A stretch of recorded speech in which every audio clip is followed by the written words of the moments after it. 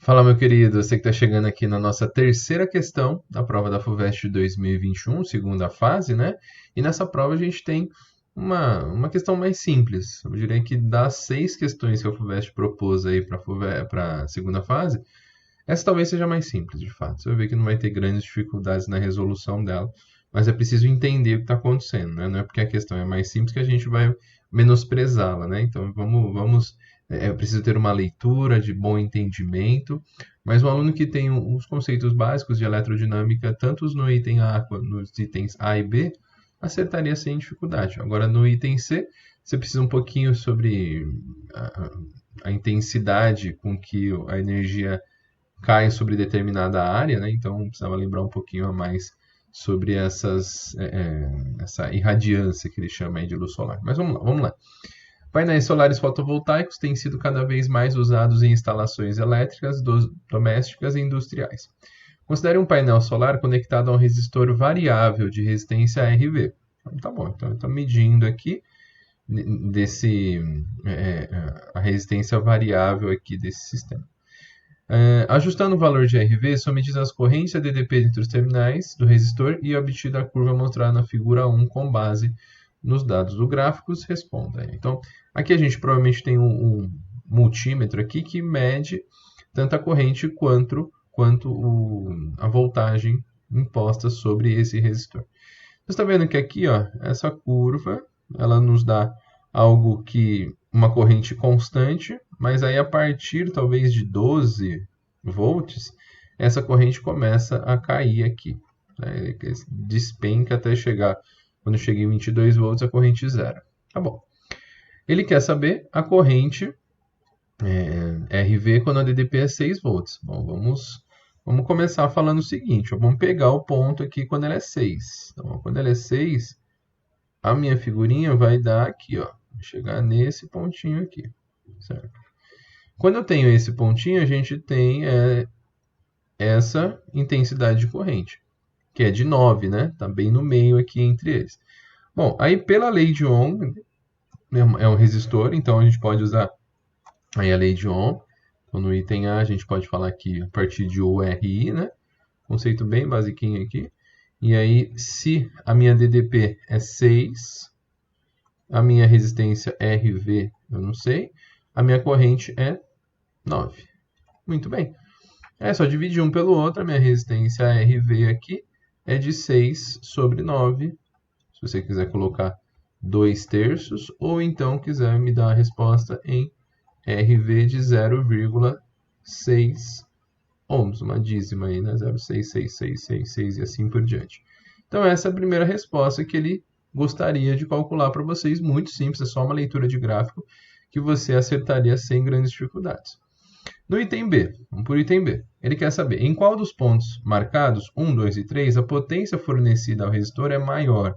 Justifique sua resposta. Então nós temos 3 pontos, esse ponto 1, esse ponto 2 e esse ponto 3.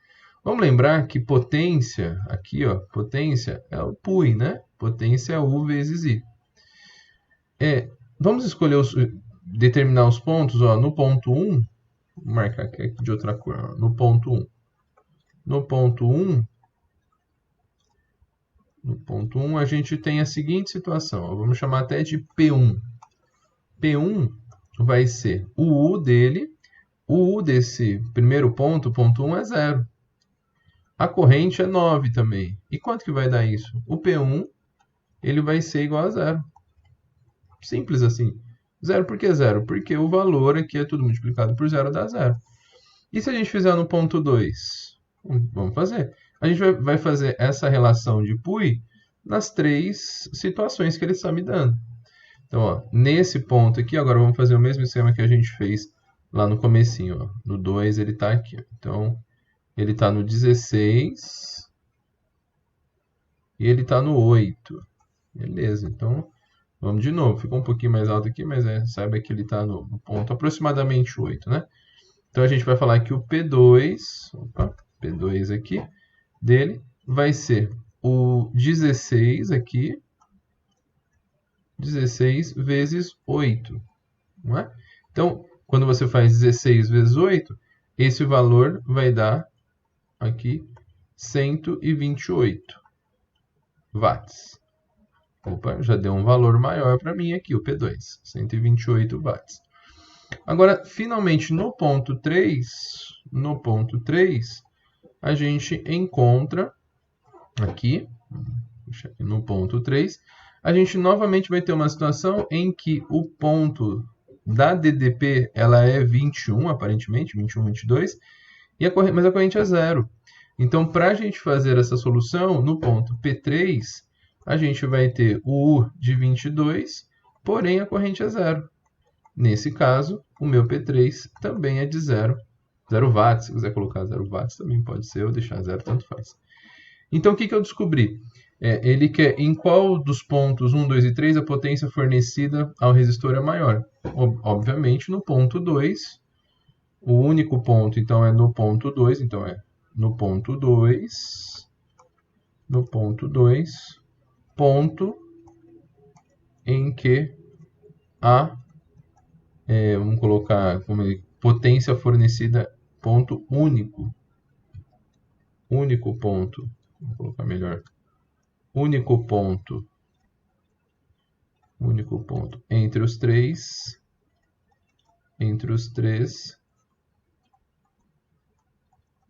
em que a potência,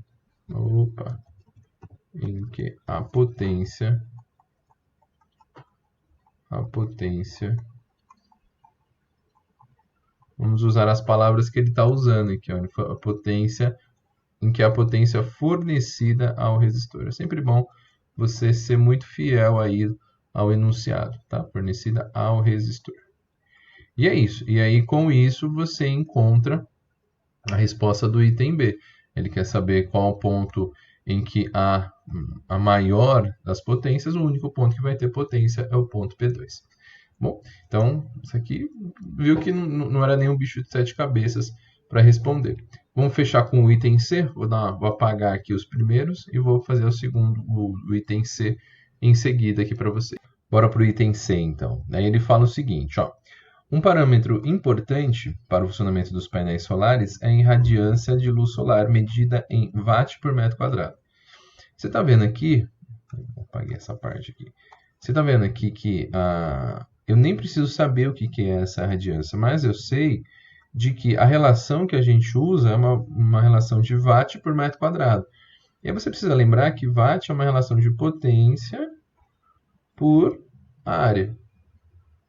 Então, e aí metro quadrado. Porque ele me disse que essa irradiância é dada em watt por metro quadrado. Então, independente daquilo que se você estudou ou não estudou esses temas, é importante saber que essa irradiância é dada pela potência vezes a área. A irradiância depende de vários fatores, tais como as condições atmosféricas, a latitude local. Em um dado local e horário, a direção da luz solar, as linhas vermelhas, essas linhas aqui, eu até coloquei aqui, eu acho que eu vou usar agora, a partir de agora, na nossa relação. A direção da luz vermelha, figura 2, faz com que um ângulo de 30 graus com a direção perpendicular ao Sol. Eu desenhei aqui, mas eu vou fazer aqui de novo. Aqui, esse ângulo, ele forma 30 graus com o solo. Vamos desenhar bonitinho, né? Vamos colocar como se fosse aqui. Ele forma com o solo um ângulo de 30 graus aqui. Beleza. Então, aqui, ok. Muito bem. Essa condição aqui que eu tenho, vamos colocar aqui que esse ângulo é um ângulo de 90 graus aqui. 90 graus aqui. Beleza. Faz um ângulo de perpendicular. A figura 2 mostra a situação para um painel nessa localidade. 1, o painel está inclinado com 30 graus. Em 2, o painel está paralelo ao Sol. Tá bom. O que acontece? Você vai ter uma irradiância aqui chegando, formando 90 graus nessa primeira condição. Tá vendo? Ó, os raios chegam aqui. Se a gente pudesse prolongar esses raios, ele está chegando para a gente com um ângulo de 90 graus. Então, ele vai ter a condição máxima aí, né? Se a gente pudesse fazer um desenho aqui, ó. Esse ângulo aqui é de 90 graus e os raios estão chegando com 90 graus. Então, se eu quisesse calcular a potência com que ele chega, na situação 1,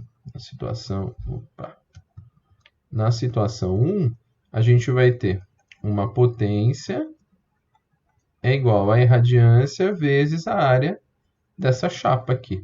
E aí, ele chama de P1, né? Então vamos usar o nome que ele está usando. Então, na situação 1, é P1 vezes a irradiância vezes a área. Essa é a primeira condição que eu vou ter. Eu sei que se P1 é esse daqui, dá para a gente achar P2.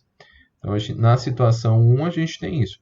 Vamos fazer a situação 2. Ó. Na situação que ele chama aqui de 2, o que vai acontecer? Né? Qual que é o diferencial dela? Esses raios de luz, eles não vão chegar aqui formando uma área, na área da chapa, elas não formam agora 90 graus.